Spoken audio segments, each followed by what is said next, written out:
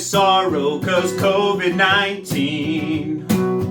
Lost without hope in this quarantine. We'll worship and practice social distancing. I can't wait to be with my church family.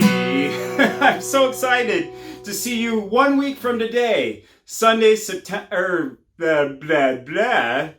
take two, Sunday, May 24th, 1 week from today. What month is it anyhow?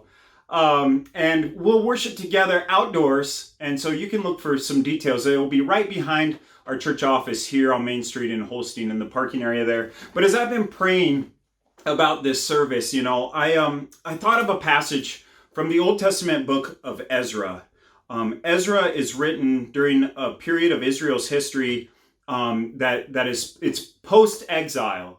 Okay, so God's people, Israel, were judged because of their sin and idolatry, and God brought the Assyrians and then the Babylonians and exiled His people and destroyed the temple. They couldn't worship in the temple, and then through His grace, He restored His people back to Israel, and He brought them home. And there's this interesting passage in Ezra 3 that the temple had been destroyed, but this is when they're beginning to lay the foundation of the new temple. And the text tells us when the builders laid the foundation of the temple of the Lord, the priests in their vestments came forward with trumpets, and the Levites, the sons of Asaph, with cymbals to praise the Lord, according to the directions of David, king of Israel. And they sang responsively, praising and giving thanks to the Lord, for He is good, for His steadfast love endures forever toward Israel. And all the people shouted with a great shout when they praised the Lord, because the foundation of the house of the Lord was laid. This is Ezra 3:12 and 13. But many of the priests and Levites and heads of fathers' houses, old men who had seen the first house, wept with a loud voice when they saw the foundation of this house being laid, though many shouted aloud for joy, so that the people could not distinguish the sound of the joyful shout from the sound of the people's weeping.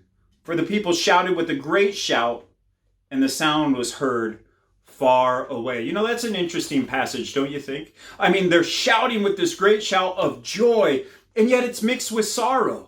Because the people who remembered the glory of Solomon's temple thought, man, what we're experiencing now just doesn't measure up. And I wonder if next Sunday is going to feel that way for some of us. And that's okay.